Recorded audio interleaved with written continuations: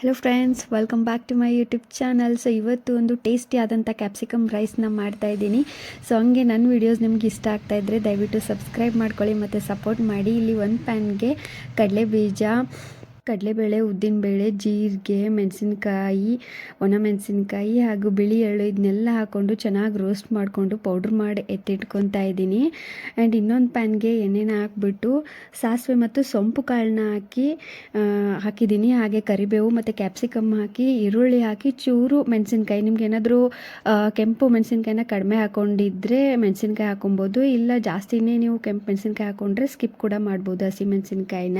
ಇನ್ನು ಇದಕ್ಕೆ ಚೂರು ಉಪ್ಪನ್ನ ಹಾಕಿ ಚೂರು ಬೇಯಿಸ್ಕೊಬೇಕಷ್ಟೇ, ಜಾಸ್ತಿ ಎಲ್ಲ. ಇನ್ನು ಅದಕ್ಕೆ ಏನು ನಾನು ರುಬ್ಕೊಂಡಿದ್ನಲ್ವ ಆ ಒಂದು ಮಸಾಲೆ ಹಾಗೂ ಲೇಮಣ್ಣ ಹಾಕ್ಕೊಂಡು ಅದ್ರ ಮೇಲೆ ರೈಸ್ ಹಾಕ್ಕೊಂಡು ಅರಶಿನ ಪುಡಿನ ಹಾಕ್ಕೊಂಡು ಚೆನ್ನಾಗಿ ಮಿಕ್ಸ್ ಮಾಡ್ಕೋಬೇಕು. ಚೆನ್ನಾಗಿ ಮಿಕ್ಸ್ ಆದ ತಕ್ಷಣ ಒಣಗಿದ್ದು ಒಂದು ಕೊಬ್ಬರಿ ತುರಿನ ಆ್ಯಡ್ ಮಾಡಿಕೊಂಡು ಕೊತ್ತಂಬರಿನ ಉದುರಿಸ್ಕೊಂಡು ತಿಂತಾಯಿದ್ರೆ ಸಖತ್ತಾಗಿರುತ್ತೆ. ಇದನ್ನು ನೀವು ಬೆಳಗ್ಗೆ ಬ್ರೇಕ್ಫಾಸ್ಟ್ಗೂ ತಿನ್ಬೋದು, ಲಂಚ್ಗೂ ತಿನ್ಕೋಬೋದು.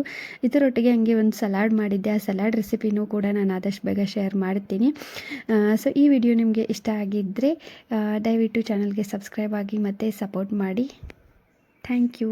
ನೆಕ್ಸ್ಟ್ ವಿಡಿಯೋಲಿ ಸಿಗೋಣ.